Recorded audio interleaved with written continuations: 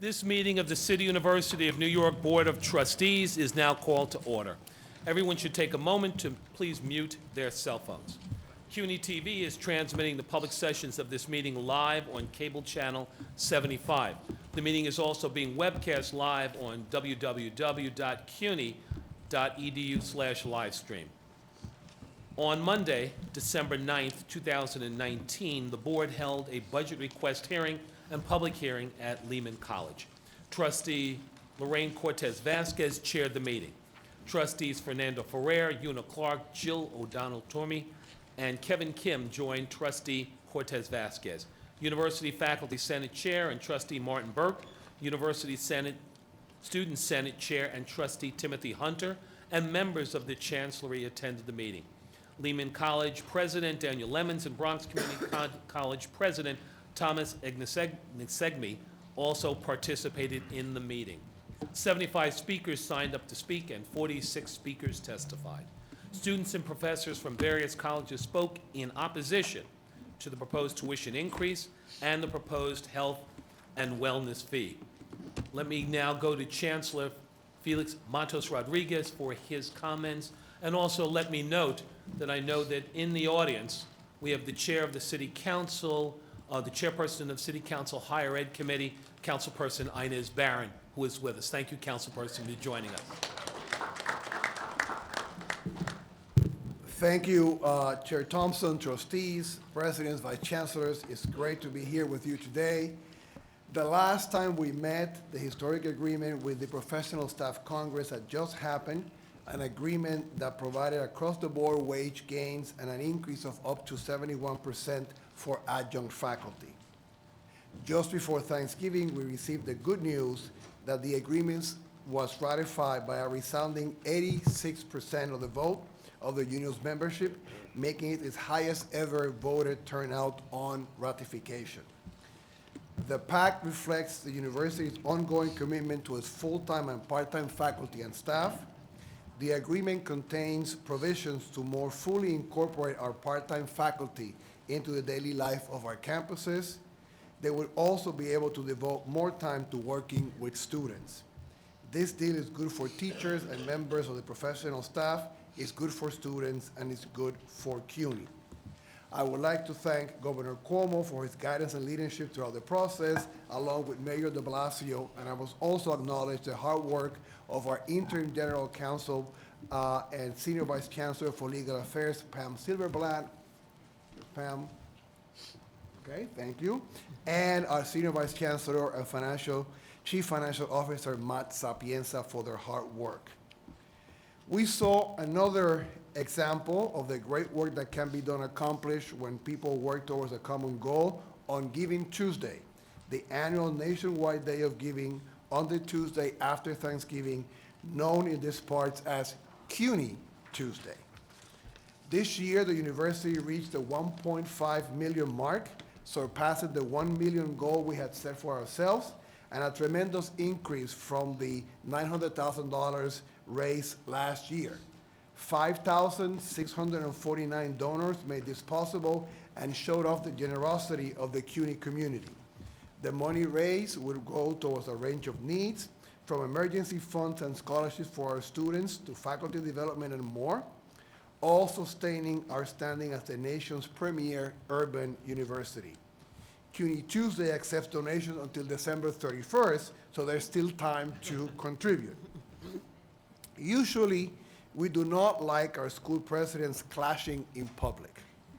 But in the case of Kingsborough Community College President Claudia Schrader and Ostos Community College President David Gomez, it was entirely acceptable and highly productive since it was for a good cause.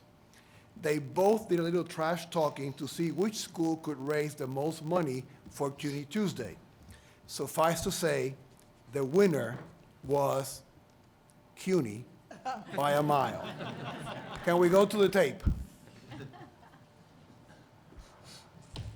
David, you were born ready to wear this sweatshirt.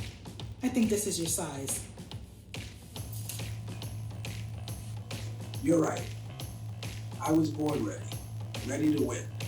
So, From those of us here at Ostos to you, we have a beautiful Ostos t-shirt. And to show our generosity, we're ready to throw in a hat. Good luck.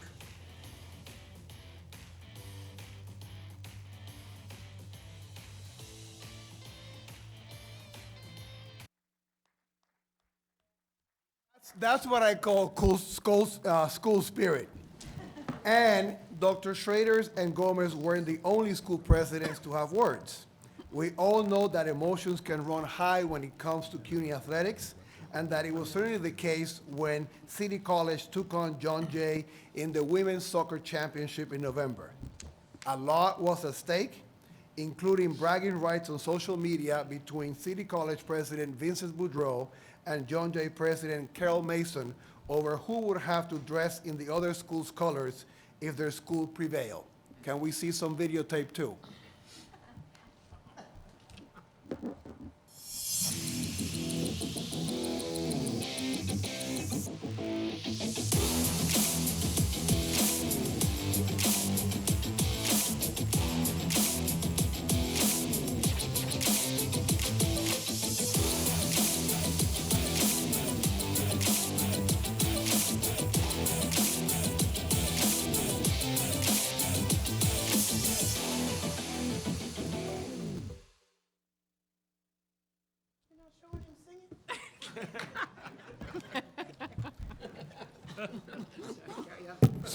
So we don't have the video of President Boudreau singing?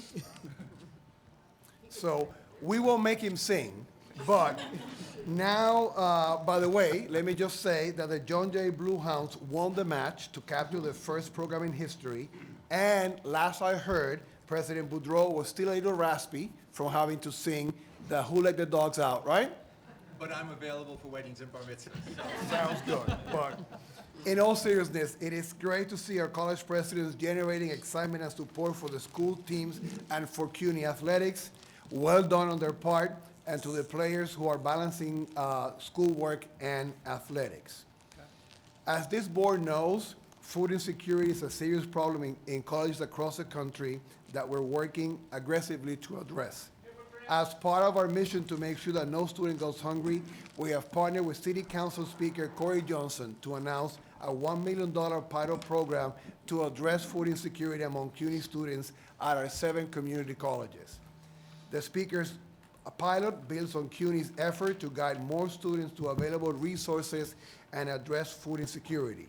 These efforts range from opening food pantries or offering food vouchers at all 18 undergraduate colleges to growing food in 3 campuses.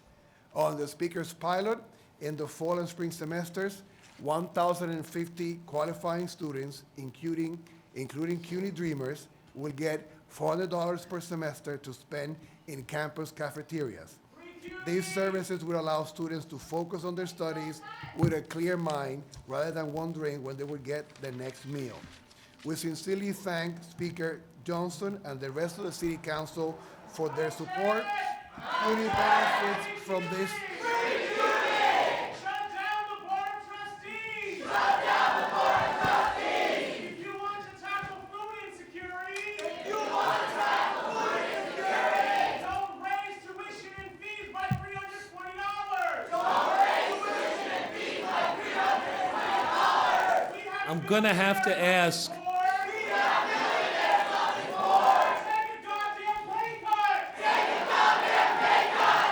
hey, excuse me,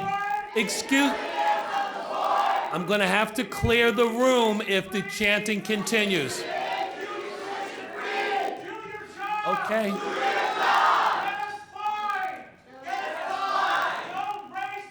Okay, I'm gonna have to clear the room.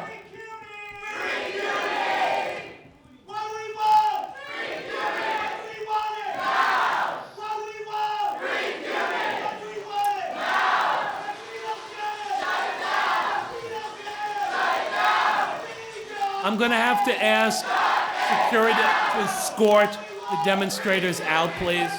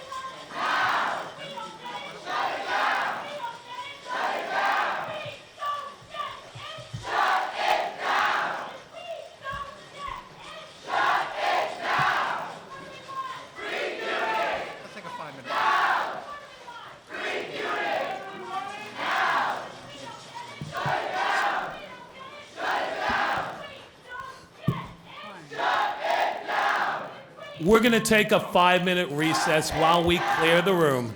Okay? 5-minute recess.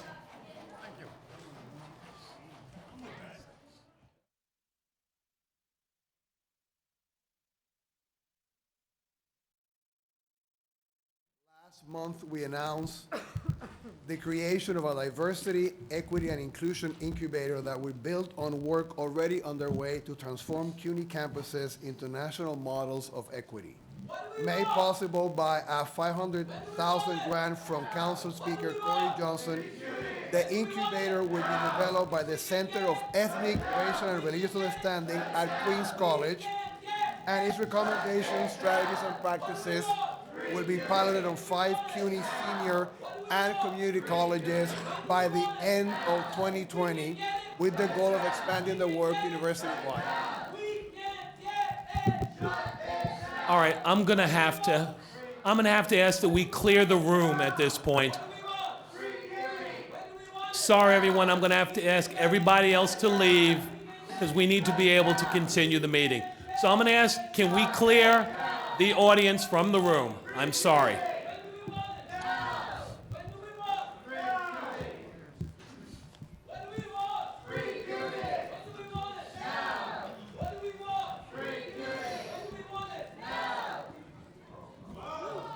Hey.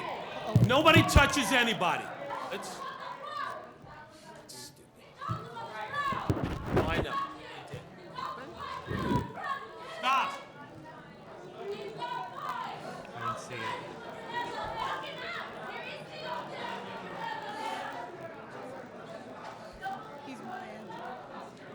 What happened? I don't know, but apparently someone went down. I don't know if they went down. Okay, we are in recess right now. I'm going to have to ask that the entire room be cleared. Everybody out. We're in recess. Back to the chancellor. Could you repeat where you were, Phil? So, last month, we announced the creation of a diversity, equity, and inclusion incubator that will build upon on work already underway to transform CUNY's campuses into national models of equity. Made possible by a $500,000 grant from Council Speaker Corey Johnson, the incubator will be developed by the Center for Ethnic, Racial, and Religious Understanding at Queens College, and its recommendations, strategies, and practices will be piloted on 5 CUNY senior and community colleges campuses by the end of 2020, with the goal of expanding the work university-wide. I want to take a moment to acknowledge a couple of recent very sad losses for the CUNY family. As many of you know, William McCauley enhanced CUNY with his vision and generosity. We were all deeply saddened to hear the news of Bill's passing on November 26th at the age of 74. Bill was the product of New York City, a kid from the Bronx, and a graduate of City College. The Honors College was named after him in 2006 after his extraordinary donation of $30 million, one of the largest gifts in the university's history. He was kind and thoughtful, always there to lend a helping hand. Bill's call was one of the first ones I received when I was appointed to be chancellor. He offered his help to continue to advance the mission of CUNY. I will miss standing next to Bill at the Macaulay Honors College commencement, proudly shaking the hand of every graduate, so excited for what they had done and what they could accomplish. His commitment to excellence in public higher education will be missed, but his legacy of kindness and generosity will live on. We're also saddened to learn the news of the passing of Jay Kriegel on December 5th at the age of 79. Jay was a true servant of the city, a former chief of staff and special counsel in the administration of Major John Lindsay. He was a champion of progressive policies, a passionate advocate of city, and a friend of CUNY. And Jay will certainly be missed. Last month, we held a day-long conference on the issue of mental health and student success that was attended by 230 faculty, staff, students, and administrators. It was co-sponsored by the Steve Fund, a national organization dedicated to improving mental health for students of color. We hope it would lead to improvements in the way we leverage the resources we already have, even as we seek additional resources to more fully meet the range of mental health needs facing our students. We have used some of the suggestions from the conference to inform our current budget requests. I want to give you a quick update on our food service contract. We're at the end of our negotiations, and I expect that we'll be coming for a vote at the next board meeting, so you can look forward to gaining a resolution on that matter when we come back in February. On the Hogan Levels report regarding the functioning of the Research Foundation and research at the City University of New York, I requested and have received reports from Executive Vice Chancellor Jose Luis Cruz and Interim Research Foundation President Gail Horwitz, and will share my observations and recommendations at the next board meeting. We continue to scour the country to fill senior leadership positions with the most qualified individuals who possess impeccable credentials and a wealth of experience, along with the highest degrees of integrity and a demonstrated appreciation of our shared values. Since we last met, City College of New York alumnus Alan Liu was appointed as interim senior vice chancellor of facilities planning, construction, and management in a historic move. Liu, whose nomination is before you later this evening, is a highly accomplished executive with a stellar record of organization oversight and on-time, on-budget project delivery. Could Mr. Liu stand up?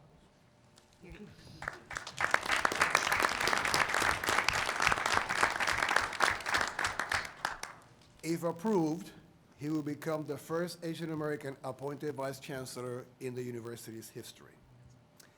As I previewed in the last meeting, we selected a stellar candidate for Vice Chancellor of Human Resources, whose nomination you approved at our October meeting, and it's at our first Board of Trustees meeting today. So we're happy to welcome Dorianne Gloria to the team to fill this critical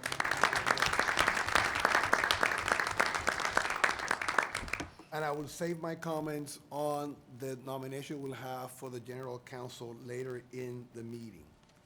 We continue to receive good news and validation of CUNY's unparalleled ability to elevate students. I will briefly share a few details. 3 CUNY community colleges were selected by the Aspen Institute for their outstanding achievements, putting them among the top 15 of community colleges nationwide.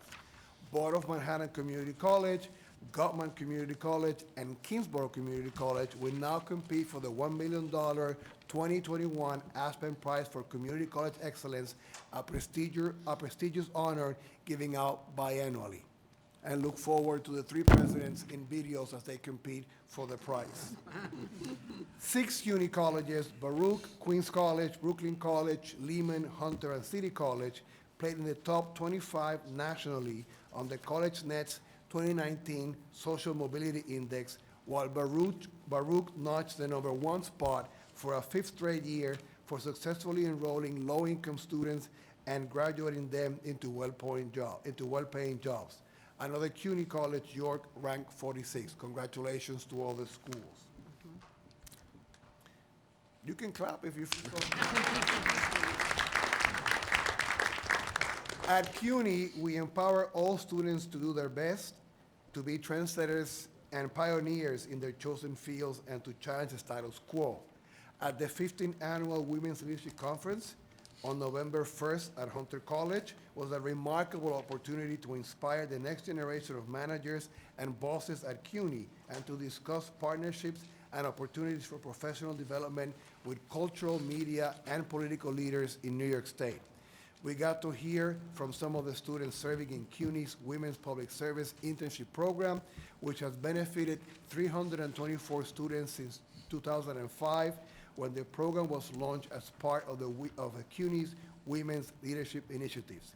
Trustee Sandra Wilkin and Trustee Mayra Linares Garcia were in attendance and can attest to what I'm saying of the immense benefits of this work. Last week, we announced the creation of a series of new tech-based courses developed in collaboration with IBM and other member companies of the Business Roundtable's Workforce Partnership Initiative for the greater New York City region, including Pitney Bowes, JP Morgan Chase, and others that were designed to align coursework with market demands in order to better prepare students for today's workforce. The 9 new courses focus on cybersecurity and data analytics and will be offered at 7 senior and community colleges: Brooklyn, Baruch, York, LaGuardia, Queensboro, BMCC, and Hostos, beginning in the spring of 2020. Students can sign up for these courses later this month when the registration period opens. One of the real joys of my job is to be able to travel the campuses in every borough to help celebrate many great accomplishments in this university. Last Friday, I spoke at the 13th commencement of the Craig Newmark Graduate School of Journalism and celebrated with the 118 graduates their achievements and completion of one of the most dynamic and forward-thinking journalism programs in the country. It is no coincidence that news organizations are snapping up their graduates. More than 3/4 of last year's class was employed in their field 8 months after graduation, and that's a jump of nearly 10% over the prestigious year, and Trustee Sunshine was also there at the commencement ceremony. Also on Friday, I attended the official opening of Brooklyn's College Immigrant Student Success Office, which will greatly aid recently arrived immigrants, first-generation students, and DACA students by providing supports needed to ensure their timely graduation.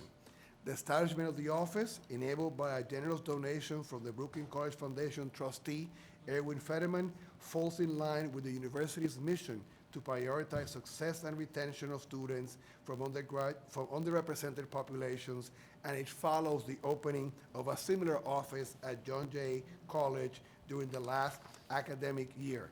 These offices will make a difference in the lives of our students. I'd like to sort of transition now to some more personal news.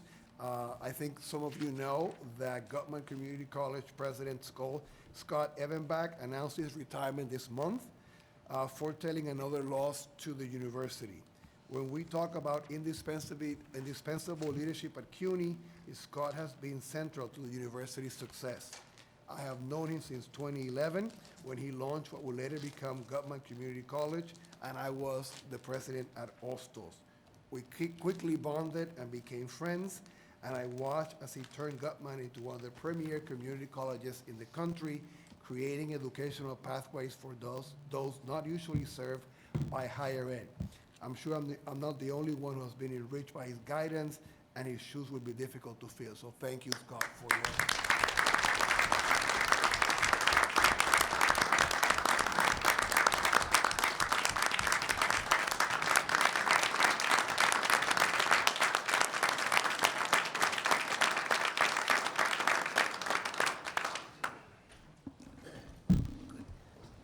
So this brings me to the conclusion of my report. As I've been doing since May 1st, I plan to continue advancing our priorities and championing our students, faculty, and staff every day. I am constantly humbled by the generosity, dedication, and determination on display in every corner of the CUNY community. I am thrilled by our accomplishments and by the potential of what we can do together. I wish you all a very warm, happy holiday season with your loved ones. I look forward to seeing many of you at the holiday party next Thursday over at New York City Tech, and wish you a very happy, healthy, prosperous New Year 2020. And that, Mr. Chair, concludes my report. Let's now turn to items requiring a vote today. Item number 1, approval of minutes of the board meeting and executive session of October 28th, 2019. Do I have a second? Second. Any discussion on the minutes? All of those in favor? Any opposed or abstentions? That item is approved. Item number 2, Audit Committee. Let me now call the committee chair of the Audit Committee, Kevin Kim, to present and move the following items. Thank you, Mr. Chairman. Thank you, Mr. Chairman. Is this not on? It will be. Oh, there we go. Thank you, Mr. Chairman. The Board Committee on Audit considered the following matter at its meeting on October 30th, 2019, which I will now present to the Board. Item 2A is a resolution requesting that the Board of Trustees approve the fiscal year 2019 audited financial statements. The Board Committee on Audit met on October 30th, 2019, and approved the financial statements which were presented to the committee by the university's external audit firm, Grant Thornton LLC. Grant Thornton issued an unmodified or clean opinion of the university's financial statements. Mr. Chairman, I move for the approval and adoption of calendar item 2A. Do I have a second on that? Any discussion on the item? All of those in favor? Aye. Any abstentions or opposed? That item is approved. Mr. Chairman, that concludes my report. Thank you. Thank you, Mr. Chairman. Let me go to item number 3, Committee on Academic Policy, Programs, and Research. Let me call on the chairperson of that committee, Chairperson Jill O'Donnell Tormey, to present and move the following items. Thank you, Mr. Chairman. The Board Committee on Academic, is this on? Yes. The Board Committee on Academic Policy, Programs, and Research considered the following matters at its meeting on November 25th, 2019, which I will now present to the Board. Item 3A. In response to growing industry demand for healthcare communication skills, the Bachelor of Science in Health Communications degree will prepare students to apply theoretical, practical, and critical understandings of communication to health, medical, and other industries, and will include the degree requirements of courses in general biology, anatomy, physiology, psychology, while providing students a foundation in media studies, research methods, and multicultural healthcare settings. HCBS is modeled after existing communication undergraduate programs, and no significant new resources are needed to establish the degree in the humanities department, as this degree program builds on a course offerings available in the humanities and other departments. Item 3B.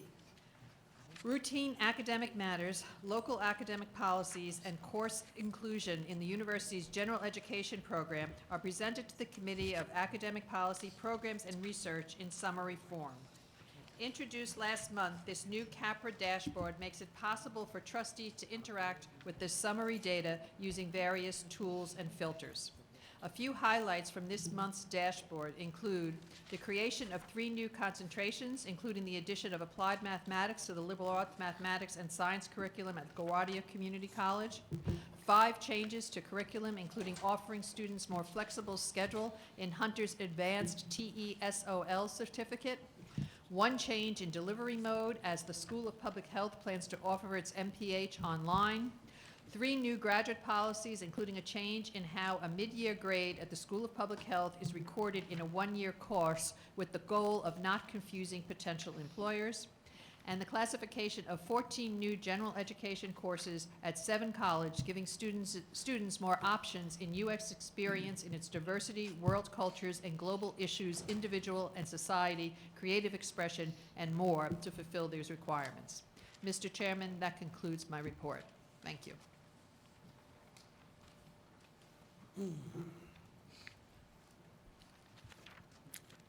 That's an item 4. That was an item, I'm sorry. That was item 3B. Item 3. Oops. Sorry, guys. All right, item 4. Let me go to Committee on Faculty, Staff, and Administration Chair Lorraine Cortez Vasquez to present and move the following items. Do we have to vote on this? I think we have to vote on item 3. I'm sorry. Yes. I second it. All in favor? All in favor? All opposed? Any abstentions? The item passes. Thank you. Item number 4, Committee for Faculty, Staff, and Administration. Moving on to item 4. The Board Committee for Faculty, Staff, and Administration considered the following matters at its meeting on November 25th, 2019, which I now present. Item 4A, the FSA Committee Report. This month's report, we had 109 total actions, which included 19 appointments, 48 reappointments, and 10 actions at the vice president level or above. And I'm going to present item 4A for the board's consideration. Can I have a vote? Do I have a second on that? All those in favor? Aye. Any opposed or abstentions? That item is approved. Now, let me apologize to my colleagues for my diverted attention for a moment. I'm back and focused again. That is this has been an exciting day so far. Yeah. Item 4B is the 2016 to 20, we're very pleased that the 2016 to 2021 collective bargaining agreement between the International Brotherhood of Teamsters, Local 237, and the City University of New York. Can I ask for the item 4B to be the board's consideration, Mr. Chair? Do I have a second? Any discussion on the item? All those in favor? Aye. Any opposed or abstentions? That item's approved. Great. Item 4C is the distribution of the optional retirement plan and the tax-deferred annuity plan generated fees to plan participants. This is great news. So I'm asking, I present item 4C for the board's consideration. Excellent. Do I have a second? Any discussion on this item? That does have to be, yep. Any discussion on the item? All those in favor? Aye. Any opposed or abstentions? That item's approved. The items 4D through 4I are namings, all which have been done in accordance with the university's naming policy, which we approved last year. They are as follows. The Professor Ukument Ozimier Endowment Commencement Award for Excellence in Mathematics at the College of Staten Island. The Marilyn G. Kahn LGBT Community Space at Hunter College. The Grateful Auditor Spaces at Hunter College. The Elise C. Tepper Early Childhood Lab at Hunter College. The Zankel Arts Hub at Hunter College. And the Sigma Gamma Rho Sorority Incorporated Scoreboard at the Aquatic Center at John Jay College of Criminal Justice. Mr. Chair, I present items 4D through 4I for the board's consideration. Do I have a second? Any discussion on those items? All those in favor? Aye. Any opposed or abstentions? Those items are approved. Items 4J through 4P are academic appointments with early tenure and as distinguished professors. We are very happy about these items because it is also part of academic excellence as well as retention. And they are for Susan Perkins with immediate tenure at City College of New York, Allison Griffiths as distinguished professor at Baruch College, the appointment of Alexandra Yuhas as distinguished professor at Brooklyn College, Lee T. Young as distinguished professor at the City College of New York, Joel Hampkins as distinguished professor at the College of Staten Island, T. Humbai Jess as distinguished professor at the College of Staten Island, Patricia Smith as distinguished professor at the College of Staten Island. I'm presenting items 4J through 4P for the board's consideration. Can I get a second? Second. Any discussion? All in favor? Aye. Any opposed? Any abstentions? I present these to the board, items 4J through 4P, for your, thank you. Motion's passed. Items 4Q and 4S through 4S, excuse me, are executive level appointments. They are Alan Liu, who we've just met earlier as the Senior Vice Chancellor of the Office of Facilities Planning and Construction Management at the City University of New York. Cecilia Lloyd as Vice President of Student Affairs at the City College of New York. And Jacqueline Clark as Senior Vice President of Administration and Finance, Chief Operating Officer at Medgar Evers. I present items 4Q through 4S for the board's consideration. Any discussion? All in favor? Aye. Any opposed? Any abstentions? Motion's passed. That concludes my report. I- Second. 2 seconds, sorry. Can I get a second? Second. Oh, I got 3 seconds, okay, great. And the vote has been taken, so that concludes my report. Thank you, sir. Item number 5, Committee on Facilities Planning and Management. I call on Committee on Facilities Planning and Management Chair Brian Oberfeld to present the following items. Thank you. Mr. Chairman, the Board Committee on Facilities, Planning, and Management considered the following matters at its meeting on November 25th, 2019, which I now present to the Board. Item 5A, Borough of Manhattan Community College cooling towers replacement and related work. This resolution is requesting the City University Construction Fund to provide funding for the cooling towers project at the Borough of Manhattan Community College for an amount not to exceed $24 million. Mr. Chairman, I present item 5A for the Board's consideration. Second. All in, sorry, I'm just trying to catch up to where we are. So any discussion? All in favor? Aye. Any opposed? Any abstentions? Items approved. Item 5B, CUNY School of Law, design and construction of a trial practice courtroom.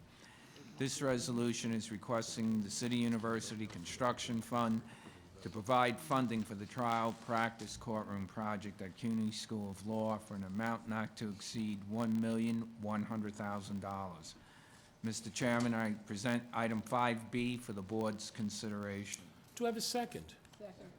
Any discussion on the item? All those in favor? Aye. Any opposed or abstentions? That item's approved.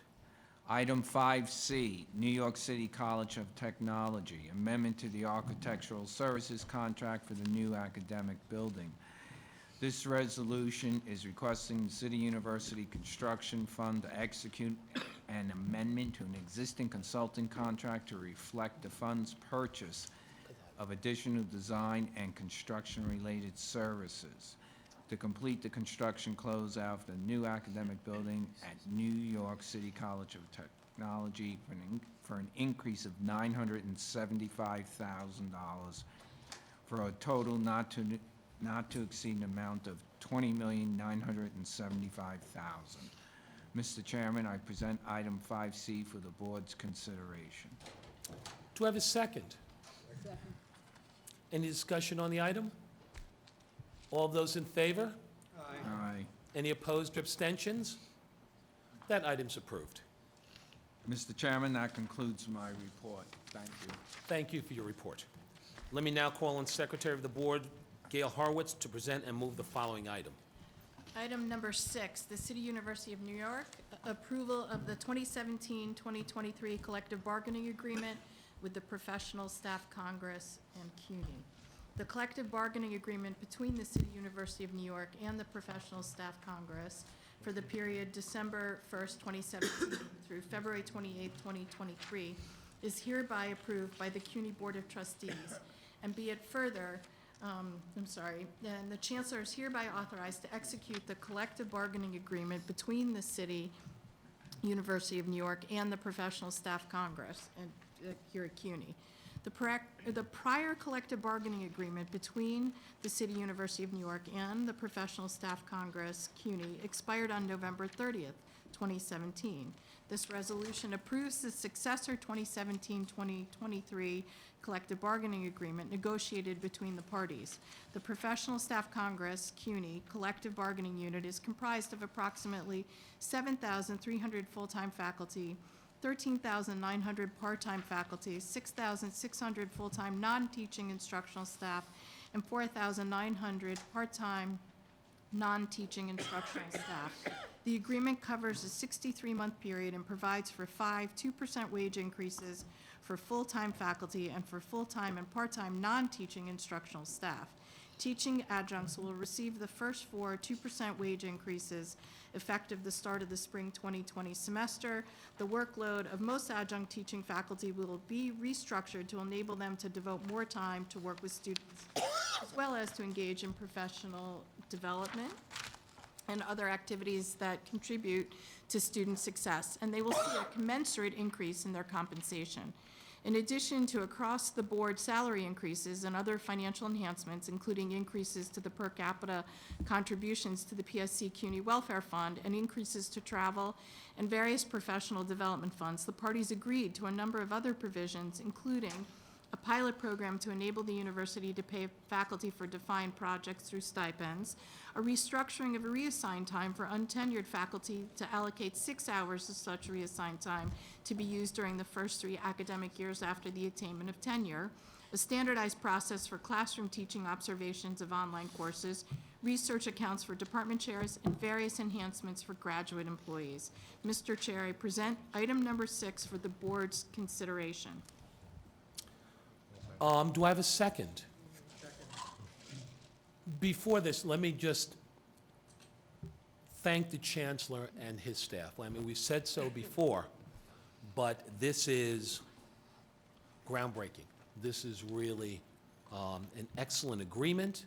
This is something, as I said, I believe that if you're looking for, you may have no place to go but down after this, because it really is very well done and a great team effort on your part. Great leadership on your part. I think this really helps us moving CUNY forward for the future. And the one thing about this, let me also, as I said, your team did a great job and you provided fabulous leadership, Chancellor. The board, and let me give my colleagues credit for it. This is an item as far as increasing adjunct pay, something that we've heard over a period of time and took very seriously. So let me thank my colleagues for their concern, and they're expressing that concern to administration. And I would also have to single out, even though he doesn't like it, let me thank Trustee Mojica for his assistance in helping this also. Chancellor, a job well done. This will propel us to a better future for CUNY, for our faculty, and for our students. So thank you so much.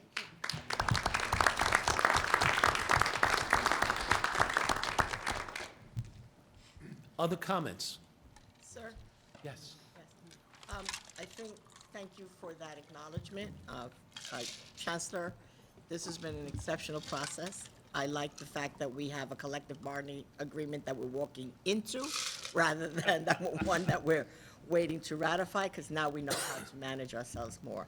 I also, in addition to all of the people that we have thanked and acknowledged, I also would like to acknowledge the City of New York for really being a partner in terms of the adjunct faculty support and the funding for that. So I think that's an important, we should not be remiss on that either. So with that, thank you all. Other comments? Yes, sir. Just as a point of information, I just want to know, like, in terms of the future of the contract and what this looks like past next year, will, like, our future, I guess, budget proposals, will they include, I guess, like, the salary contract asked in it, or will that be, like, you know, also funded on, like, you know, just the backs of the students? And this is just a clarifying question, because I'm well aware that I know on some campuses, or most campuses, there's like the 2% or whatever that number is that goes into the labor reserves. So maybe, I'm not sure who here could answer that, like, what does this look like in the future? But like, how will that funding factor into our budget proposals, or will we be, like, you know, just relying on future, like, tuition hikes to handle that? Just as a point of information.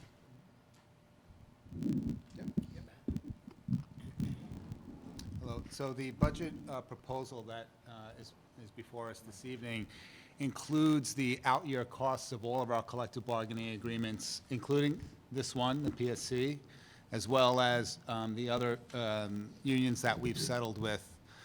It's a 4-year financial plan, so the costs are clearly spelled out in the request for not only next year, but the 3 remaining out years.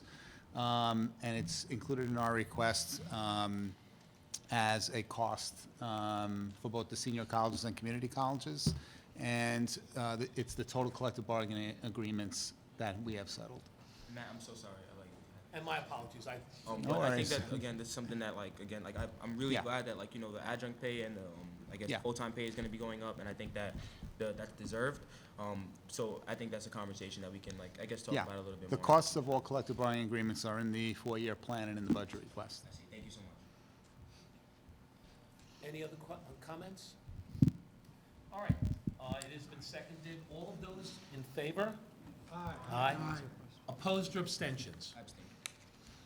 With one abstention, that item's approved. Item number 7, Joint Committee on Fiscal Affairs and Committee on Facilities Planning and Management. Let me call in Committee Chair Fernando Pereira to present and move the following items. Thank you, Mr. Chairman. The board committees on fiscal affairs and facilities planning and management held a joint meeting on December 5th, 2019, and considered the following matter at its meeting, which I now present to the board. 7A is a resolution requesting that the Board of Trustees approve, subject to the availability of resources, an operating budget request that seeks additional funds for fiscal year 2020 to 2021 of $126.4 million from the state and $76.9 million from the city to cover mandatory cost increases and strategic investments. The resolution also requests the Board of Trustees approve a 5-year capital budget request for fiscal years 2021 to 2020 to 2021 through 2024 to 2025 of $5.2 billion for projects authorized by the City University Construction Fund to address capital renewal, infrastructure, and programmatic initiatives and strategic initiatives in support of the university's mission. The university's 5-year budget request breaks down to $3.79 billion for the senior colleges and $1.41 billion for the community colleges, and the university's first-year bonded funding request is for $1.03 billion. Before we bring this item to the board's presentation, I think it'd be well for us to hear from Senior Vice Chancellor Matt Sapienza and have him provide us a brief presentation on the budget request. Thank you. Let me, if I may, just take a second to contextualize some of the elements of the budget presentation that Matt will take us through. I just want to highlight that this budget is part of a team effort put together by this new administration, and is part of our blueprint of how we intend to build a bigger, better, and bolder CUNY. It is a budget crafted as part of a responsible analysis of our needs and aspirations, matched against the resources available to our funding sources.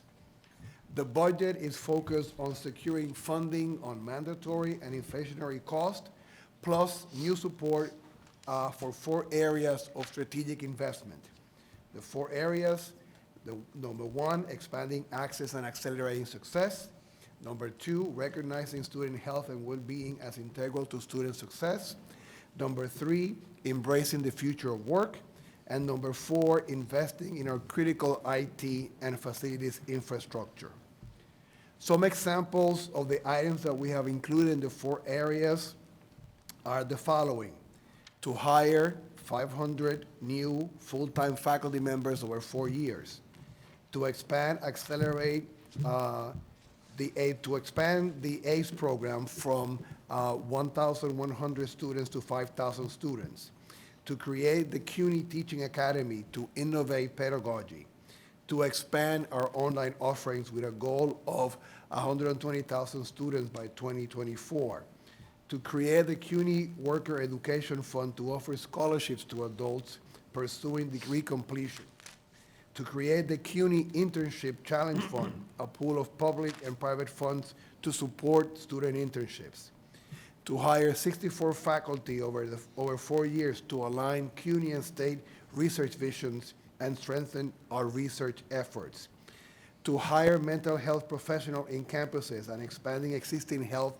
and wellness services to our students, to invest in critical information technology and facilities infrastructure, such as including bandwidth, expand Wi-Fi, and improve data security. To fund these goals, as well as mandatory increases, CUNY seeks $203 million in additional financial support from the state and the city, proposes a tuition increase of $100 per semester that would raise $47 million in tuition, and is proposing $50 million in efficiencies. Recognizing student health and well-being as being increasingly an integral part of student success, We're also proposing a new health and wellness student fee that would fund enhancements such as expanded health center hours, additional mental health counselors, and support for LGBTQ students and students facing housing and food insecurity. The $60 per semester fee is the first new mandatory fee instituted in CUNY since 2002. The funding it raises will accelerate CUNY's efforts to meet national benchmarks and best practices in serving the mental and wellness challenges faced by today's urban college students. Half of the funds of the fee will be allocated on the campuses with student input using the model that we have for the student technology fee, in which you have a committee of faculty, staff, students, and administrators on the campus determining how those funds will be used. The other half will go to secure mental health counselors and additional student wellness staff on the campus and to support some financial support measures. Students who are in the most need, who are already eligible for the New York State's generous financial aid programs, TAP, Excelsior, SEEK, College Discovery, and the Peralta Dream Act, along with federal Pell Grants, won't be paying out of pocket for the tuition increase. Most low-income Pell students will have the health and wellness fee covered by their federal grant, which Congress is considering to increase as we speak. We are proud of our affordable value. 2 out of 3 CUNY undergrad students do not pay tuition and fees out of pocket, and 3 out of 4 graduate debt-free. Now, I will turn to Matt Sapienza for the details on the budget. And before you get to that, the one thing that you just pointed out, when you talk about the fees that are being increased, and you indicated those who won't have to pay those, that other, whether it's TAP or Pell or others will pick that up. It would be good if we know, and I'm directing this at Matt, what percentage of our students fall into that category? Because I think that would be helpful for all of us also. And if we don't know the number, we should come up with the number. Yeah, Mr. Chairman, as the chancellor pointed out, about 2/3 of our students currently attend tuition-free. When you consider all of the financial aid that's made available through Pell Grants, through state TAP, through state Excelsior, City Council merit scholarships, and other financial aid. About 17% of our students, only 17% of our students currently pay for full tuition out of pocket, which means 83% of our students are getting some type of financial assistance. 2/3 of them are attending tuition-free. The difference between the 2/3 and the 83% that are getting some tuition covered, but not all. But only 17% are paying full tuition out of. And I understand that. I think it would be helpful if we at least, if you go back and let us know what percentage of the students won't wind up being impacted by the additional new fees. I think that's just a helpful number that the rest of us would like to know. We'll provide that. Okay. All right. Yep. Are you done? Yes. No, well, thank you, Oh, Mr. yep. Chancellor. Yeah, I'm going to go through the. want to wait until? It was just a clarifying question. You can tell me when. Do you want me to present this to the board first before the questions? Okay. Yes, sir. And then for the, Just, sure. Mr. Chairman, I present item 7A for the board's consideration. Chairman Ferrer, thank you so much, sir. Do I have a second? Think nothing of it. Second. There we go. Now, discussion on the item. Did you have a question before I have a clarifying question. Can someone tell me the distinction, and I did that, I second your motion. I have a clarifying. Can you tell me the distinction between tuition and fees? Sure. And why do we classify them differently? Sure. Yeah, and the sources of financial aid that we receive, not all of them cover fees. So for instance, the New York State Tuition Assistance Program, TAP, which is one of the most generous in the country, covers tuition but not fees. Pell Grants can be used for tuition, fees, living expenses, and so that's really the main reason why we split them out that way. I wanted to ask whether the students paying the fees, are they the international students immigrant students whom we feel is not entitled. So if you can break it down and break it out for me, I would appreciate it. Sure. 17%, go ahead. Yes, sir. So, first off, I'd like to do two things. First, I'd like to make an amendment to, like, I think that the budget proposal, you know, the chancellor just came in, and I think this team, and also they worked really hard on making it happen, but, you know, me as a student trustee, I cannot stand for any tuition hikes or any type of increase in fees, so I want to make an amendment to the budget proposal to kind of like take out the tuition hikes and the wellness fee, and I'm guessing that we would be awaiting a second. There is an amendment that has been made to the motion. Is there a second for that? Those, I guess, so on the amendment, Discussion? So I'd like to explain why, just in terms of, I mean, again, I think that this is, the tuition hikes have been something that have always happened. And I'm well aware that in the past that it would be a hit or miss. Like you would attend school for X amount of years and there'd be a freeze, and then out of nowhere tuition would go up like crazy. And that isn't right because students don't have time to plan and prepare. And I understand now with this new rational, predictable tuition plan, like now at least you know that you're going to be paying these things in advance. Students come up to me jokingly and say, oh, well, you know, Tim, let me just give you my $100 today so I don't have to pay you in June. And in my opinion, it's a sick joke because I think that especially in the most affordable university in the world, for us to kind of continue to gradually increase tuition is not something that I could personally stand for. I myself pay tuition out of pocket. I myself have not registered for my last semester of classes to graduate, right? So I graduate next June because I have an outstanding balance on my CUNY first. This is something that I'm dealing with, and according to, like, you know, the numbers we have, quote unquote, 17% of our students are dealing with it, and that may be a small number, but I think that what needs to be done, and I think that with the board here is, I think that the board needs to go on record saying that there is some sort of task force that CUNY is creating to figure out how we can somehow stop this from happening continuously. Right, because I think that there's no reason why students like myself should have to not, like, I don't know whether or not I'm gonna be able to register for classes for next semester, right, and I'm about to graduate.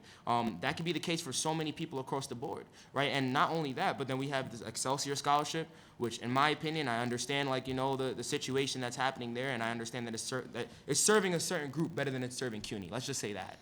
And I think that when we kind of, like, dig deep into these numbers, we don't really see the people that this is affecting. We don't see the single moms that are attending school that don't have the opportunity to continue, or the single fathers that are attending school that are trying to work using the child care center that may or may not be available on their campus. So kind of like looking at these things from a holistic standpoint and realizing that even the students that do pay tuition and do pay these fees or don't, we also look at what that money could also go towards. We're talking about books for students. We're talking about textbooks, the costs that aren't always attributed with, you know, like tuition, right? We raise tuition, everything is like great. We raise the fee, everything is great.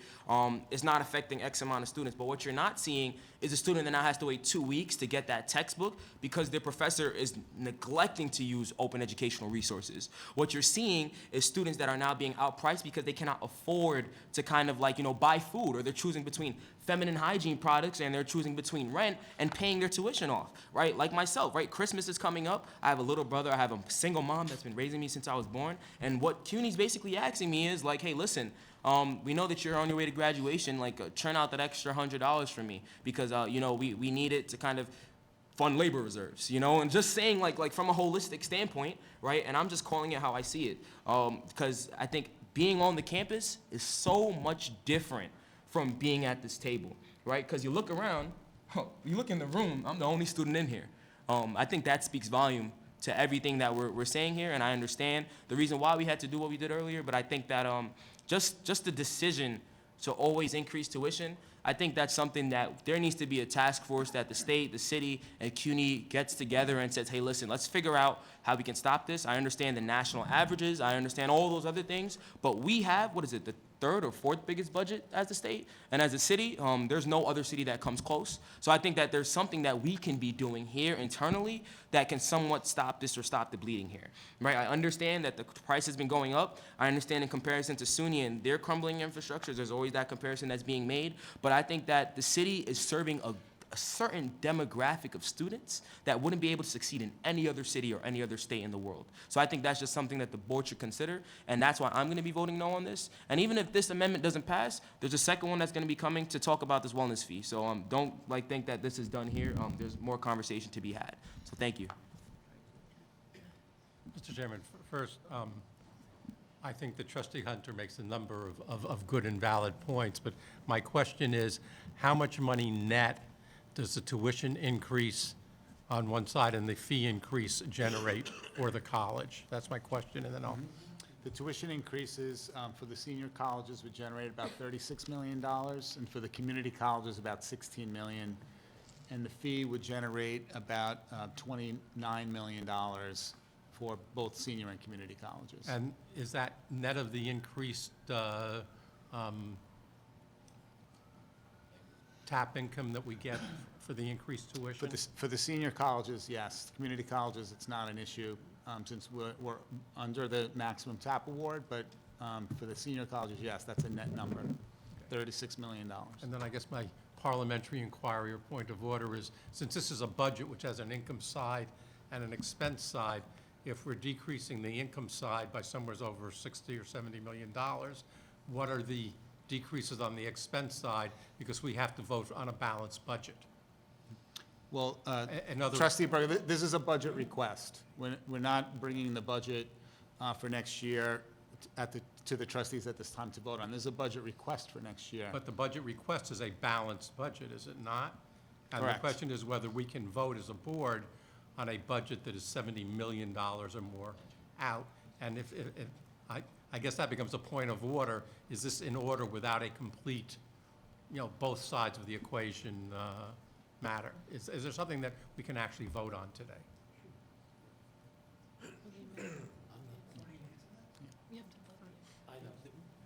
Sure it is, trustee. This is not a budget, it's a budget request. We are, and by the way, I can understand the confusion out of all of this, because we keep on referring to this as a budget. No, it's a budget request. We're asking for a lot of things in this request.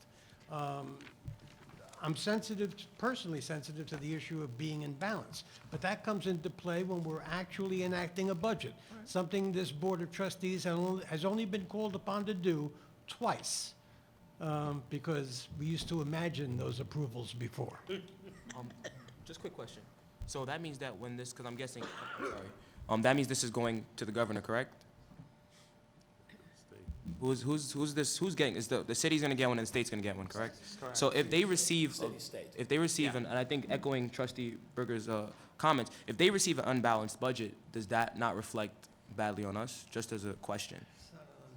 I mean, unbalanced budget request, that's what I apologize, Trustee Ferrer. Would that not, just as a question, I don't know. How it would be responded to, as far as is it an irresponsible request? If it is not, if you're at least not balancing your own budget, yes, I assume it would be. I know that on the other side, yes, I'd view it that way. But correct, but at the same point, we have an amendment before us on this. Let's deal with that first. An amendment's been made, it has been seconded. Those in favor of the amendment, or any amendment, any in favor of that? Those opposed to the amendment? I'm voting no in the amendment. No. No. Okay, so by and large, as I said, any of those in favor of the amendment? Aye. Aye and aye, or just, so we have one in favor. I'm in is there others? Okay. Opposed? Aye. Are there abstentions? Let me just see, are there abstentions? So that motion is defeated. All right, I would like to make a second amendment to Sir. remove the wellness fees from this budget proposal, this budget request, the health and wellness fees. May I please explain why? So, thank you, Mr. Chairman. The reason why I'm... Before you do, you just made a motion. Is there a second? Do I have a second? It has been seconded. Thank you, Trustee Clark. Discussion on that second. item. I apologize, I just feel like I'm gonna be the only one talking on these things, but I would love this time if any of my trustees that knew about the health and wellness fee before this meeting. If you didn't, well, if you knew about it, please raise your hand. Like, if you knew that this health and wellness fee It was discussed in committee. in the committee, yeah. And I It was a believe joint that facilities. You were in the committee meeting. I was. Okay. I was a joint facilities and finance committee. Yes. Some of the trustees aren't on either, correct? Yes, that would be correct. So that's why I asked for the trustees that did know about it to raise their hands, because I think that some trustees weren't present. So yeah, the point I'm trying to make is if you weren't in that committee or you weren't sitting in this room when the chancellor just explained it, you don't know where this is going. You get what I'm saying? So sorry, Chairman, the only point that I wanted to make was, I think that, health and wellness is definitely needed on all of our CUNY campuses. The disparity in that on, let's say, CSI, which is doing a good job of giving food from food pantries for you and your household, and then other campuses that may not be doing as well, is huge, is large, right? And I think that us as a board, it would be really irresponsible of us to approve any budget that doesn't reflect the accurate amount of research that needs to come with that budget, right? The point I'm also trying to make is that when students come to me and speak to me about this budget, they're asking the questions of what is this money going towards? And if you're not looking on the CUNY website in the webcast archives for the video of this meeting or the committee meeting, if you look in the budget proposal, there's only 2 paragraphs with no numbers and no breakdowns of anything. So I think that what we should do as a point of information is to have a comprehensive report on all of our mental health and of our food pantries at CUNY, and we should crunch these numbers, and it should be proposed to the board, because this is an issue, right? We've seen articles that come out and said that almost 50% of our students are either homeless or battling food insecurities. I myself have relied on the food vouchers that we've had at City Tech, so I'm really grateful for those food vouchers that we have there. There are students that we are dealing with that are homeless and home insecure. They don't know how they're gonna make ends meet. So I think that what we should do, and there's no percentage that really reflects that here from CUNY, what we should do is take an assessment at the individual campuses. We have all of our college presidents here, and I'm pretty sure they're ready and willing to show everybody and the board what they're doing to battle these things on their campus before we put a fee on the backs of students, and then we have all this money and wonder, okay, where are we gonna be spending these things? Because some campuses, like I said, they have agreements with Wegmans, or they have agreements with other places that they can kind of get food donated, or they have mental health facilities that may only have 2 licensed mental health professionals there, and that's true. That's a huge disparity. But what I think that we should also do is do a full comprehensive assessment, and it should be presented to this board between now and June, because I think that I'm going to be voting no on this budget, and if anybody else agrees with me, then the budget, if anybody else doesn't vote with me, then the budget's going to pass anyway.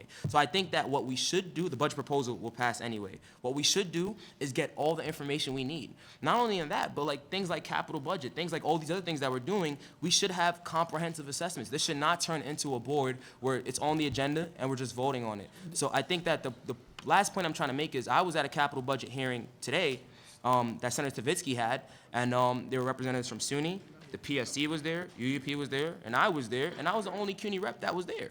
So things like that, it makes me think all right, so I guess now I'm gonna sit in here and have that conversation, but I understand there were things that were happening. The point I'm trying to make is that it's super, I know we're short on time, I apologize, Chairman. But the point I'm trying to make is we need to see these numbers. The students need to see these numbers, the board needs to see these numbers. Because if we're voting on things blindly, then we're not doing our job to preserve the academic excellence of this university. And I think that what we should do is make an amendment to kind of even if this amendment doesn't pass, to try to at least get more information on this as soon as possible. A couple of things. Number one, and I'm going to go to the chancellor who wants to respond, but a few things. Number one, when it comes to, and one of the points that you just made in talking about how high a percentage of students have, issues with food insecurity as well as homelessness, the fee works to address a lot of that. So it's almost like proving the point why it needs to be done. I agree. However, at the same time, the one thing that this board does not do, and one of the things that I'm proud of working with my colleagues, when you talk about capital budget, there's nothing that's done in a vacuum. Those things are gone through, broken down, reviewed, looked at on a multi-year basis to make sure we're doing the right thing, as well as the one thing that this board is not is a rubber stamp. So when you talk about, and I would say the evolution of that over the last few years, in large respect, because of the efforts of the members of this board, has made this not a rubber stamp board, and a board that asks questions, and a board that at a certain point has been accused of asking almost for too much. Questions. So it is one of the things that this board is not guilty of. If anything, discussion, debate, dialogue, and then moving forward, yes or no, as well as putting our imprint on a number of things, is something this board has been excellent at. And, you know, as I said, I can look around this table at my colleagues. They've done great work in that regard. And I'm sorry, Chancellor. So just in terms of in the future, then, maybe it's just me not being a part of those discussions. So then Well, maybe. it's also, and one of the things that I will work hard at and make sure that everyone does is to make sure that you have as much information as possible. You're in a very difficult position. You have a constituency that you represent, and to be honest about it, and a lot of my colleagues haven't had the chance to work with you yet, I think that they're going to be amazed. And because I really believe, as I said, you and I've had the chance to spend a little time together, I think that you're going to, as I said, I think that you're providing great balance and great, you know, information to this board. So I'm looking forward to it, but we should definitely make sure that you get as much information as you need so that, you know, on a staff level, so that the information is there for you. Chancellor, I know you wanted to say something. So just a couple of things. Just one basic point to comment on the capital testimony today.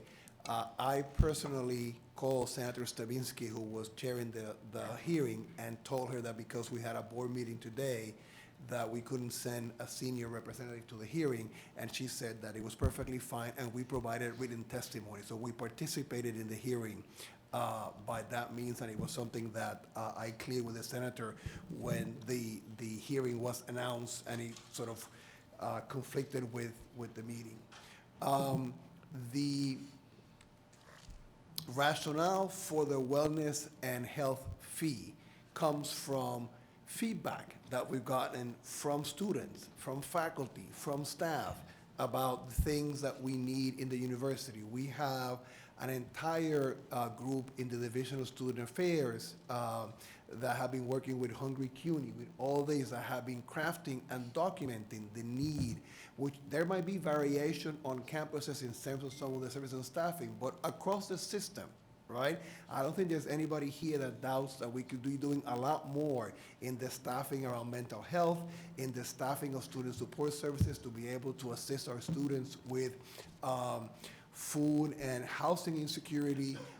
We have documentation that perhaps 70% of our students who qualify for SNAP, for example, are not applying, right? If we had additional staff that this fee could pay for, right, that'd be money on the table for the students because we have individuals being able to work with the city to be able to support the students in that way. So all that research is what led to prioritizing this area of student success. And as I mentioned before, half of the funding will go and there'll be student input in the very same way that the student technology fee has worked, right? So that would allow for campus variation, right? If in some campuses there's a feeling that there's a need for additional hours for the health services, they will be able to do that out of the fee because that's a need that they have.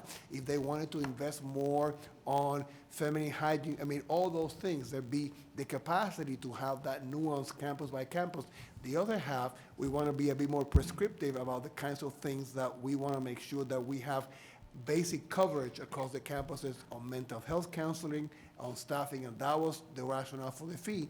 We can easily, if you wanted more individualized categories about the things that would be included in the fee, we can do an entire list on that. Yeah, I think that that's the problem here. I think that it's too vague. And if we put those specific things in our budget, like our requests, then at least there's something that we can hold people accountable to. Because if this goes through and I'm going next year, then what's the next step if all we have is just this vague fee in our budget request, and then when the money comes, it's like, what do we do with it, you know? And I trust the Chancellor's judgment. However, I also know that I have constituents that I have to represent, and I'm gonna vote no on this anyway, but there needs to be some accountability for the health and wellness fee in here, what it's gonna go towards and what it's gonna look like on individual. Agreed, and just because I also have constituents, I want to make sure that if you look at the budget request, what we're asking on the whole category of wellness is all very specifically laid out, so it's not vague.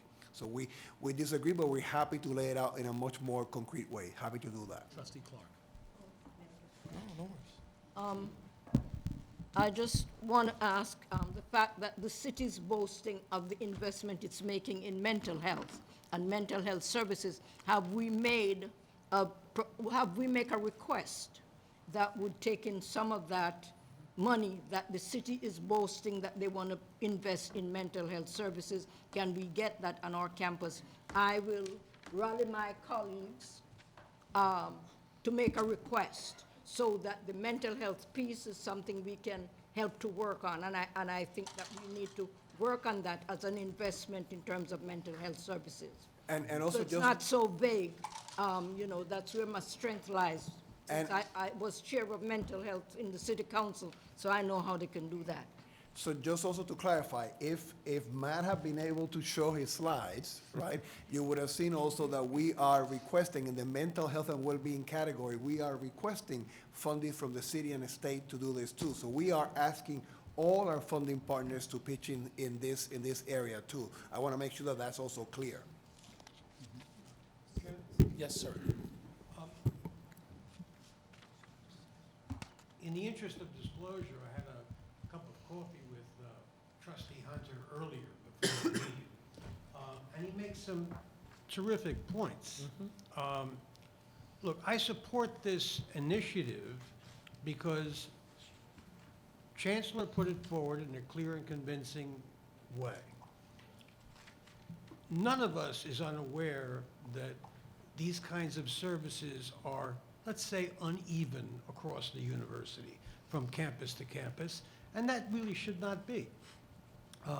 To find a way to try to make them more even, more available, bring more resources to focus on student needs is something we should all be in favor of. So I'm going to support this. However, I think Trustee Hunter's request for more fulsome explanation of this and a vision for it going forward, that's appropriate. And I support that too, independent of this amendment. So once we deal with this amendment, I would support not only making that report to Trustee Hunter, but to the rest of the board. Yes, sir. I want to say, I really appreciate Trustee Hunter's passion and his point of view, and I think we all do. And I said it at the committee meeting, and I'll say it here. If you think any of us really want to vote for any increases in fees or tuition, I don't think you know any of us. And I speak for I think the entire board when I say that.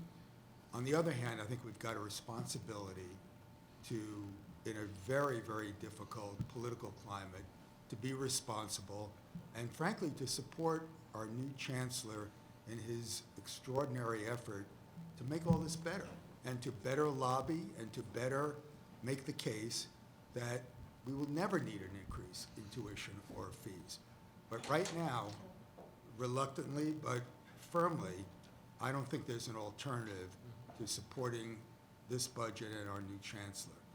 Hopefully, with your efforts and the efforts, particularly of the chancellor and the new staff, that we won't be in this position in the not very near future. And let me just add, so I take as homework the sort of more flushing out information on the fees. That's, I think, there's, agreement. We've talked about that, so that's easy to do. The other thing that I want to put on the table too is the team that worked together we've been at this for 5-6 months to put the budget together, right? Moving forward, right, the law that allows tuition increases would not be there, right? So we need to figure out different scenarios of our funding future to be able to then have conversations with our partner in the city and the state. It is something that we are doing. So that task force or something is something that we've been talking about because responsibly we need to plan moving forward about what we want to do. And all of us here, I think like Trustee Sunshine said and the chair said, if we could find ways to fund the university the way that we can, in a way that we didn't have to have these things, we would, right? But we need to be responsible. So we're looking at some of those figures, right now, and we'll be coming back to the board to have those conversations. And Lorraine, and just to 30 seconds of adding on that. One of the things that, and you have not been part of the discussions yet, is the new team that the chancellor has working to generate additional revenue, some through philanthropy, but some of it is looking to maximize things like real estate and our opportunities there and to do other things. So it isn't just, this is, we do realize that the fiscal realities of the world push us to generate additional revenue for our schools and our students. So that is something that is underway, and they've been working on that. Lorraine? I'd love to be a Sorry. part of it. Absolutely. So that was a perfect segue to my question, or to my statement, which is what I'm requesting that we work together to come up with a strategic, plan for advocacy and to look at how we together collectively, because it is a collective issue, look at what that funding gap is, how are we gonna fund that $277 million of new requests and new items, all essential. So what I think is important part of this larger plan is not only the details and the transparency in some of the details, but it's also a strategic plan of how are we gonna collectively use the resources, the knowledge, and the access that each one of us has to move this forward so that we can plan differently, particularly because in the future, we don't have this default law that we can rely on. There's an amendment before us, and it's been seconded. No, there's an amendment for us, it's been seconded. It was to basically void the fees out of the budget. Discussion on that over.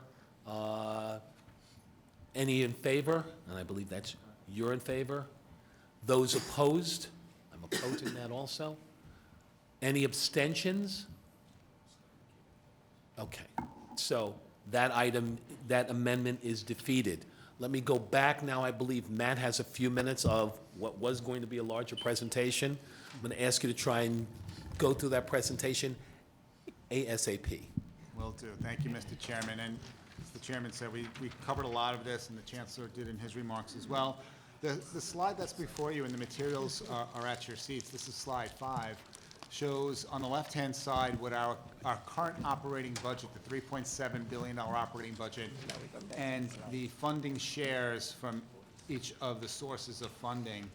The right-hand side is what the budget request shares would be, and this is something we wanted to be very mindful of, especially that gray slice on the left-hand side. That's the amount that is paid by undergraduate resident students, which is 13%. And even with the tuition and fees that we are proposing in our request, that amount stays the same at 13% because we are requesting funding from the state and city, and because TAP and Pell would cover so much of that tuition increase. The mandatory needs are listed on page 7 of the presentation. You can see some of the categories there, and going back to Trustees Hunter's point earlier, collective bargaining agreements are included for both the senior colleges and the community colleges for all 4 years of the plan. The total amount of mandatory needs for next year is about $178 million, and it grows to almost $700 million in fiscal '24. Our total request is $178 million for mandatory needs for next year. Strategic investments are about $114 million. We are committing to finding $15 million in efficiencies within our operating budget to help cover some of those costs, which leaves the total funding request for next year at $277 million. The chancellor covered our investment areas, so I'm going to skip over that.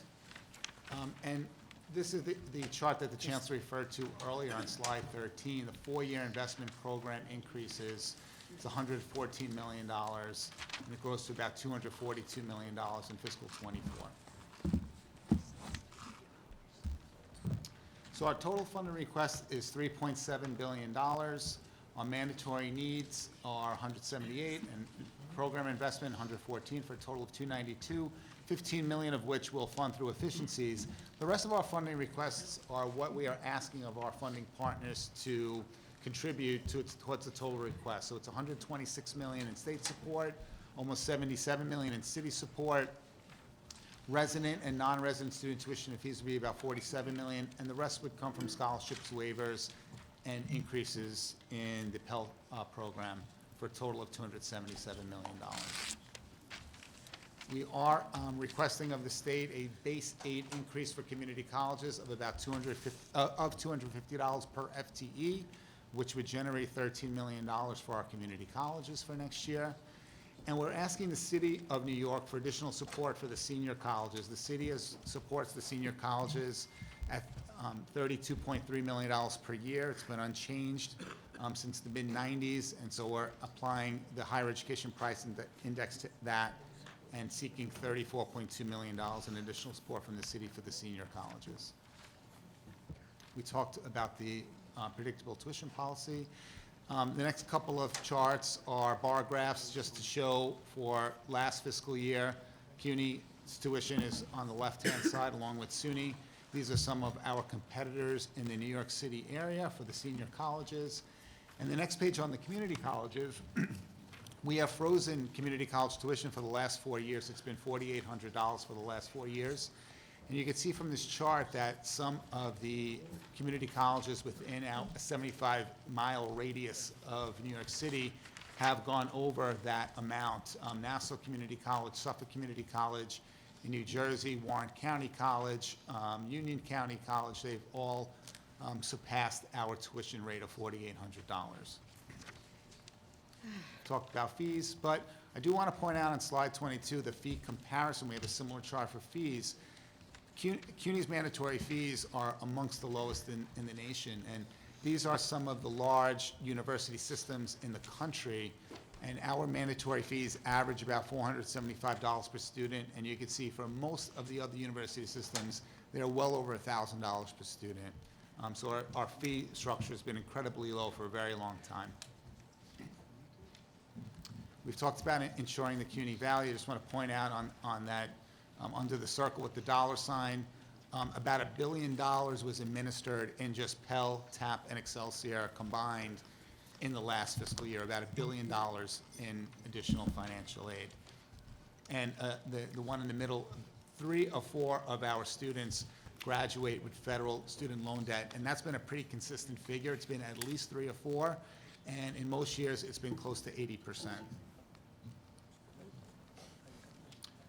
Just quickly on the capital program, I'm going to skip through a lot of these slides that talk about the projects that were completed this year, but you can see on those slides that every college had projects that were completed and some had several.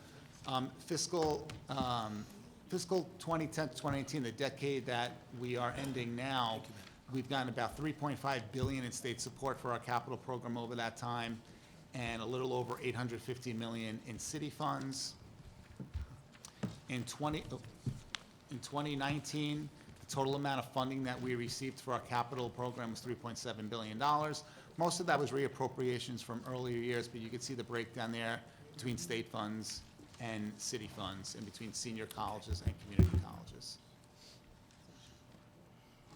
So just getting into the capital request.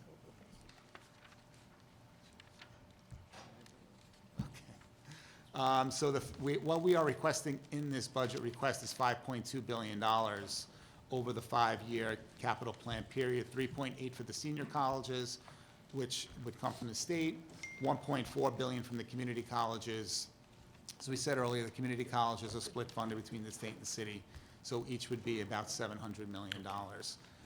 In the first year of that 5-year plan, we're seeking a little over $1 billion. About $533 million will be for capital and renewal and equipment, and about $500 million for strategic initiatives, which we will talk about in just a moment. Just 2 really interesting slides on the capital program. One, this slide here on aging facilities.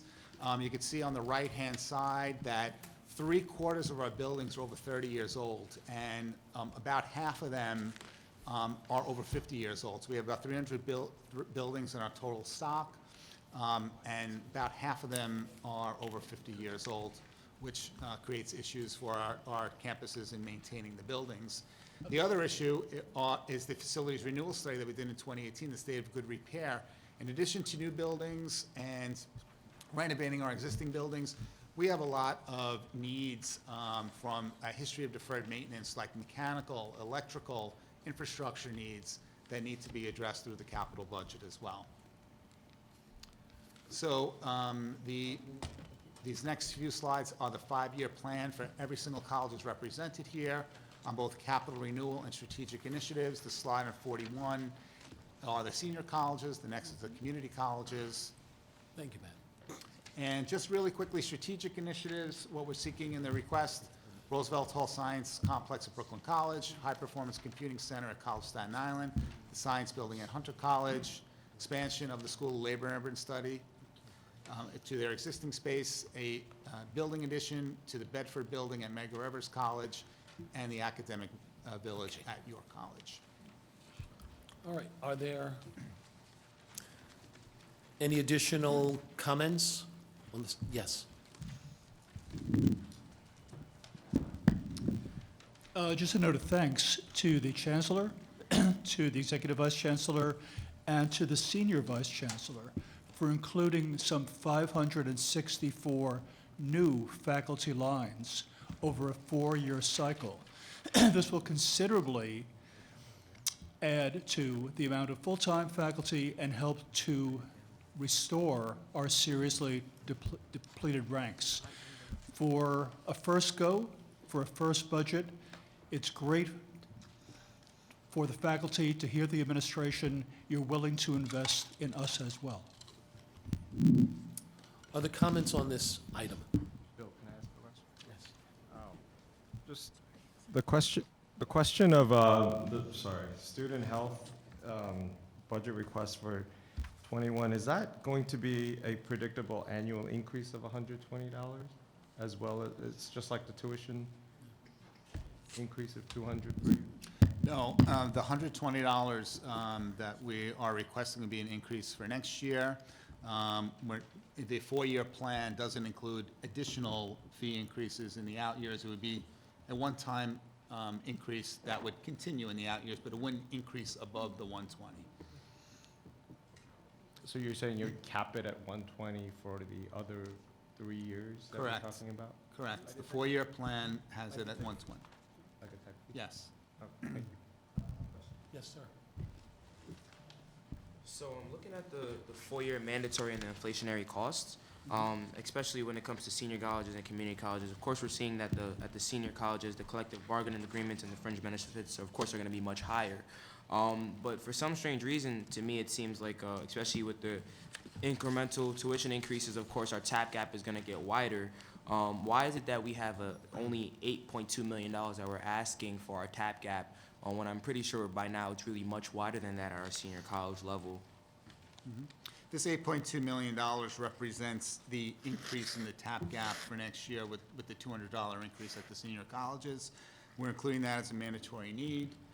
In the 4-year request, the 4-year financial plan, we are asking for a phase-in of closing the tap gap, so that $8 million grows to, I think it's about $30 million in fiscal 24. I see. So what is the actual tap gap number right now, like across CUNY? This year, we're estimating it to be about $78 million. All right, and I'm pretty sure that may be disproportionate by the colleges that serve a certain demographic of students that may more likely have tap. Will this money be distributed that evenly as well? Yes, if we receive this money, it will be distributed in that manner. I see. All right, just wanted to clarify. Any other comments on this? Yes, well, we have a resolution before us on the budget. It's been seconded. Further discussion? All in favor of this item? Aye. Aye. Opposed? Right here. Any abstentions? That item's approved. And that concludes this part of the report. Item number 8, the Committee on Fiscal Affairs. Let me call on Committee on Fiscal Affairs Chair Fernando Ferrer to present and move the following items. Thank you, Mr. Chairman. The Committee on Fiscal Affairs considered the following matters at its meeting on December 5th, which I now present to the board. Item 8A is a resolution requesting the Board of Trustees authorize Queens College to issue purchase orders to CompuLink Technologies and MWBE Value-Added reseller of Cisco Systems Incorporated, which will not exceed $1.25 million. The college will replace its current Wi-Fi network equipment with state-of-the-art equipment and provide better Wi-Fi access to all its students, faculty, and staff. We might consider this a second stop, by the way. Mr. Chairman, I present item 8A for the board's consideration. Do I have a second? Second. Discussion on the item? All those in favor? Aye. Any opposed? That item's approved. Item 8B is a resolution requesting the Board of Trustees authorize a waiver of application fees to the spouses of veterans and authorize the appropriate amendments to sections 3 and 7 of the university's tuition and fee manual to codify these waivers. On November 10, 2019, Governor Andrew Cuomo announced that all SUNY and CUNY schools would waive application fees for veterans and their spouses. CUNY has historically waived application fees for veterans and has a long history of honoring and supporting its student veterans, which total over 3,300 for the current academic year. Mr. Chairman, I present item 8B for the board's consideration. Do I have a second? Second. Any discussion on the item? All of those in favor? Aye. Opposed? Abstentions? That item is proudly approved. Item 8C is a resolution requesting the Board of Trustees approve a waiver of required tuition for individuals who work 20 hours or more each week in the city's licensed early childhood centers to attend CUNY colleges in pursuit of credit-bearing credentials, certificates, and degrees. The waiver is intended to support part-time study of up to 2 courses per term for each eligible student and will begin in spring 2020. CUNY is launching this new scholarship as part of New York Women's Agenda. The scholarships will be awarded to approximately 200 educators through tuition waivers for up to 2 courses or 6 credits per semester. Mr. Chairman, I present item 8C for the board's consideration. Do I have a second? Second. Discussion on the item? All those in favor? Aye. Any opposed or abstentions? That item's approved. Item 8D is a resolution requesting the Board of Trustees authorize the General Counsel to execute a contract on behalf of the university to subscribe to the American Chemical Society's complete portfolio of journals for all the CUNY campus libraries. The contract will not exceed a total estimated cost of $1,137,939 over a 3-year term. Mr. Chairman, I present item 8D for the board's consideration. Do I have a second? Second. Discussion on the item? All of those in favor? Aye. Any opposed or abstentions? That item's approved. Item 80 is a resolution requesting the Board of Trustees authorize the General Counsel to execute contract renewals on behalf of the university with 5 key STEM publishers, the breakdown of which is listed in the resolution. These e-resources will be available for all of the campus libraries and will assure that all CUNY students have equal access to the shared content. The total amount of the 5 contracts will not exceed $25,294,151 over the 5-year term. Mr. Chairman, I present item 8E for the board's consideration. Do I have a second? Second. Discussion on the item? All those in favor? Opposed or abstentions? That item's approved. Item 8F is a resolution requesting the Board of Trustees authorize the General Counsel to execute a contract with Prudential Solutions LLC for transcript management services. This contract will enable students to electronically request and submit their official transcript to other higher educational institutions. This secure site is available 24 hours a day, 7 days a week, from any computer with internet access. Mr. Chairman, I present item 8F for the board's consideration. Do I have a second? Second. Discussion on the item? All those in favor? Aye. Opposed or abstention? That item's approved. Item 8G is a resolution requesting the Board of Trustees authorize the General Counsel to execute a contract with Course Dog Incorporated to provide an enterprise-wide class management and facilities event scheduling system. The contract term shall be 5 years and shall not exceed $6.5 million. This contract will facilitate an online paperless submittal and approval process for all curriculum updates and foster better communication and collaboration by storing all curriculum library additions, changes, and deletions in one database that each college can access. Mr. Chairman, I present item 8G for the board's consideration. Do I have a second? Second. Discussion on the item? All those in favor? Aye. I'm sorry. Any WB participation in this contract? For this one, trustee Shorter, unfortunately not. Sorry? Oh, I'm sorry. For this one, trustee Shorter, unfortunately not. You know, there's a very unique type of services that are being provided here. This will be a new vendor from the vendor that we've had in the past, but we are very excited about some of the functionality that this new vendor is going to bring and some of the improvements to the class scheduling and event scheduling system.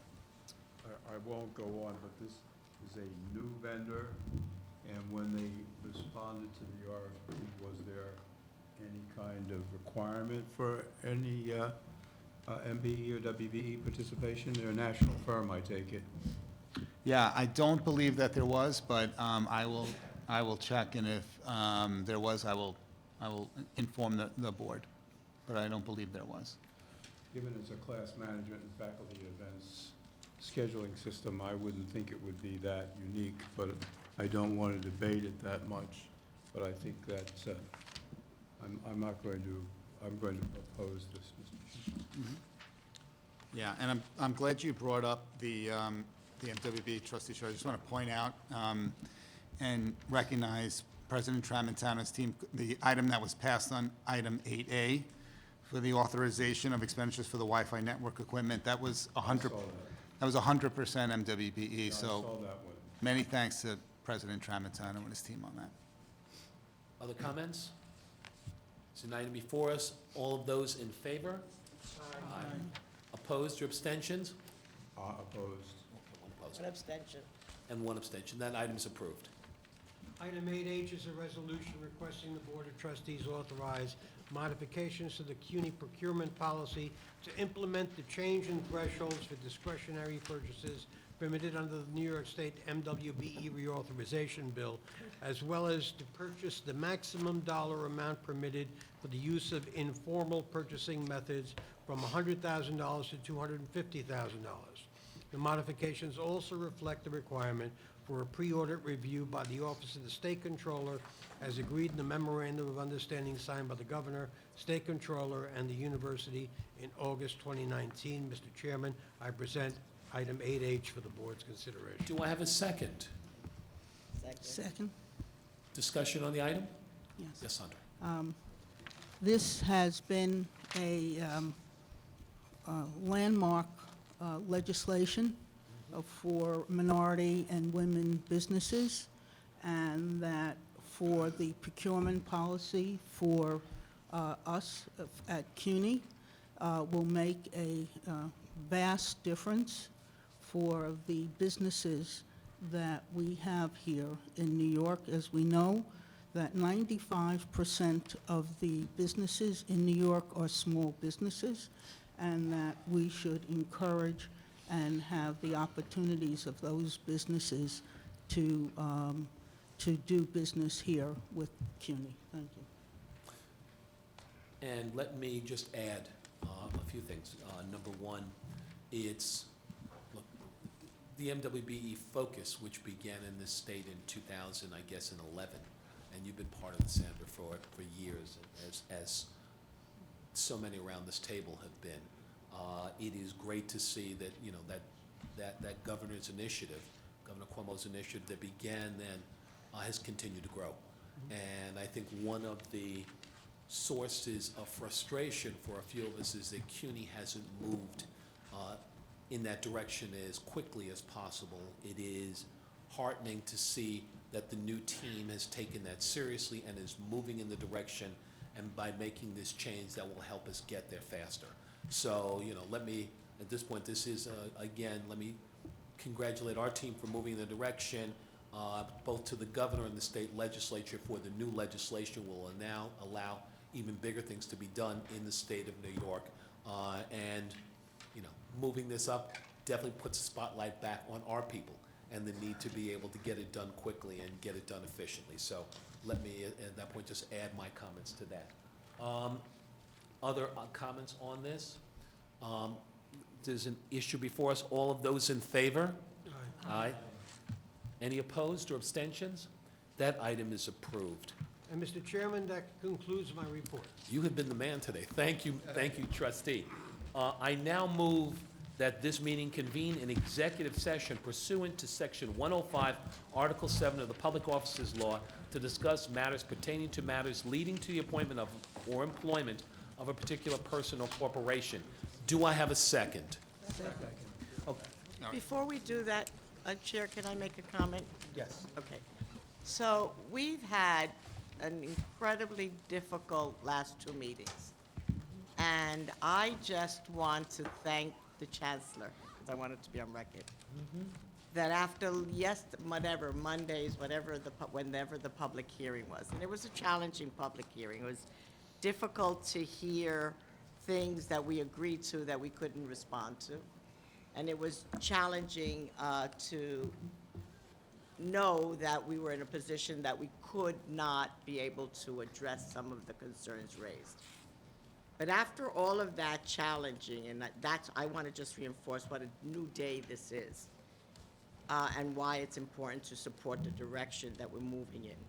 After all of those challenges, and after bearing a lot of uncomfortable public attacks, this chancellor went and sat with students and faculty after that meeting, sitting down the way only fellow can do, which is go right into the crowd, sit amongst them on the steps of wherever we were, and totally and genuinely, as authentic as I've ever seen him, engage with some of the same people who lobbed some very, very difficult statements towards him and about him.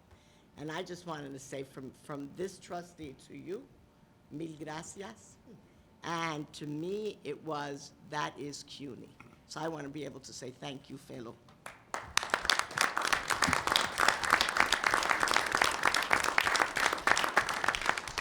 We should be in exec only 10 or 15 minutes, and then we will reconvene in public session. So we are in executive session. When it comes to the resolution pertaining to our general counsel, it's about to be added, which is item number 9. I'd like to be recorded as a yes vote on that item. So as you heard from the chair, item number 9 is a resolution to appoint Derek Davis as the General Counsel and Senior Vice Chancellor for Legal Affairs. And Gail will read the resolution. So moved. Is there a second? Second. I will, the resolution reads as follows. Resolution to appoint Derek Davis as the General Counsel and Senior Vice Chancellor for Legal Affairs. Whereas Derek Davis has a Juris Doctorate from Boston University School of Law and a Bachelor of Arts from Boston University. And whereas Mr. Davis is currently serving as the Executive Director of the Harvard Law School Center on the Legal Profession, and prior to joining Harvard Law School, served as a shareholder in the Boston office of Greenberg Traurig, LLO, and has 30 years of experience practicing law as a corporate and transactional attorney. And whereas Mr. Davis has counseled institutions of higher education on a broad spectrum of legal matters, including contract law, corporate governance, college and university law, municipal bond financing, technology licensing, and community issues. And whereas Mr. Davis has served as a member of the Board of Overseers of Boston University for 11 years and served as a member of the Board of Trustees of Cambridge College for 12 years, 6 as the chairman of the board. And whereas Mr. Davis has a strong record of past service on a number of boards, including the Board of Trustees of the USS Constitution Museum, the Corporation of the Perkins School for the Blind, the Corporation of Milton Hospital, and the Board of Directors of Greater Boston Legal Services, now, therefore, be it resolved that the Board of Trustees of the City University of New York approve the appointment of Derek Davis as the General Counsel and Senior Vice Chancellor for Legal Affairs, effective February 3rd, 2020, at a salary of $300,000. The explanation is, after conducting a national search, the Chancellor and Chairperson are recommending the appointment of Mr. Davis as the General Counsel and Senior Vice Chancellor for Legal Affairs, providing strategic legal counsel to the Chancellor and to the Board of Trustees. Mr. Davis has significant experience as an executive, administrator in academia and legal affairs. Any comments or further discussion about this resolution? If not, all those in favor, say aye. Aye. Any opposed? Any abstentions? Mr. Davis, welcome to the city.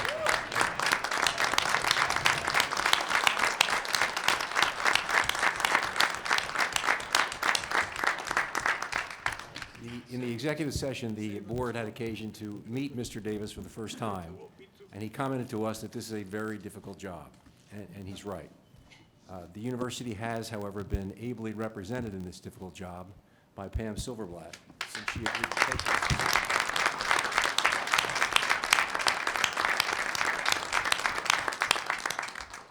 And we owe you, Pam, a great deal of gratitude, and thank you very much. Item 10 is a resolution for CUNY, SPS, and InStride. I will, I'll move it. Is there a second? Second. Thank you. the resolution reads as follows. A resolution to authorize contract with InStride to provide strategic partnerships with industry to enroll corporate employees in online programs and courses at the CUNY School of Professional Studies. Whereas the CUNY School of Professional Studies, SPS, is a leader within the university for online learning with 19 online programs, including both baccalaureate and master's degrees. And whereas helping adult learners complete their baccalaureate and master's degrees online is at the core of SPS's mission, and whereas it is an opportune time to foster relationships with a network of national and multinational employers interested in incorporating support for degree completion into their employment benefits packages, and whereas CUNY SPS recognizes that these corporate strategic alliances can be more easily scaled by engaging an experienced strategic partner in the process, and whereas the university issued a solicitation of interest in August 2019 seeking to identify a nonprofit strategic partner to cultivate, sustain, and expand relationships between SPS and private sector employees that choose to offer their employees the opportunity to obtain baccalaureate and master's degrees as part of their employee benefits package. And whereas InStride submitted the sole response to the solicitation, and after an evaluation period, were chosen to partner with SPS for these services.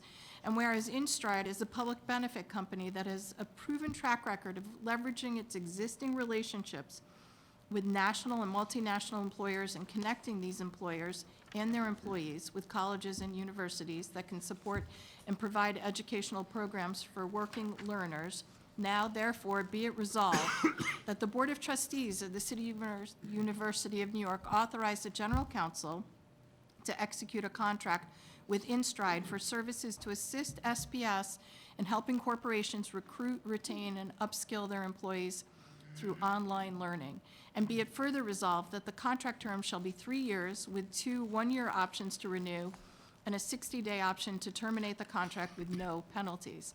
And be it further resolved that that payments to InStride will be determined on a performance-based scale based on the number of students the vendor directs to and are enrolled in SPS online programs. And be it further resolved that under this model, SPS will pay a fee equivalent to 25% of the tuition revenue generated for the first 300 students enrolled, 30% for 301 to 700 students enrolled, and 35% for over 700 students enrolled for each online program, both undergraduate and graduate, degree and non-degree. The explanation is as follows. SPS is designed to give those who cannot attend college an opportunity to obtain college credits, credentials, and/or a college degree by offering them online programs. SPS's online bachelor's degree programs are ranked 15th in the nation by U.S. News & World Report in its 2019 list of best online bachelor's degree programs.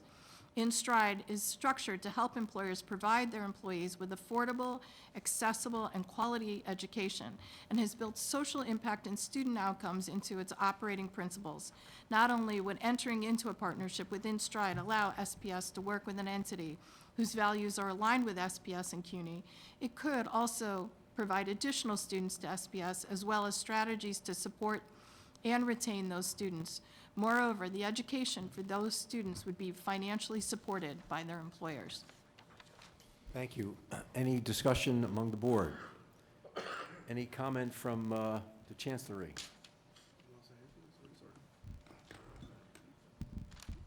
Thank you, Mr. Chairman. As you all know, in our fiscal year 2021 budget request, we identified online as one of our main strategies to ensure that we expand access to learning and enhance learning. And that one of the major ways to do that we're seeking to do that, is through the expansion of online programs, particularly those that are well connected to employer demands that will bring to CUNY new constituencies. Hence, it is with great pleasure that we present this resolution, as it will allow what is perhaps our most experienced school in the area of online, SPS, a school that we're looking to help us accelerate efforts across the university, an opportunity to partner in a very low risk, high reward way with a partner that has a proven track record of connecting large numbers of students from corporations to employer-driven curricula. Through this process, I am happy to say that SPS would have an opportunity to accelerate its learning and increase its capacity to better serve the entire university system. As you all know, SPS right now is one of our most solid institutions from the standpoint of its financial situation, in terms of its reserves and its ability to manage these entrepreneurial activities. So with that, I would ask the support of the board for this resolution. Thank you. Any further comments? All in favor, say aye. Aye. Any opposed? Any abstentions? Motion carries. There being no further business, I ask for a motion to adjourn the meeting. I so And a second. The meeting is adjourned. Thank you all very much.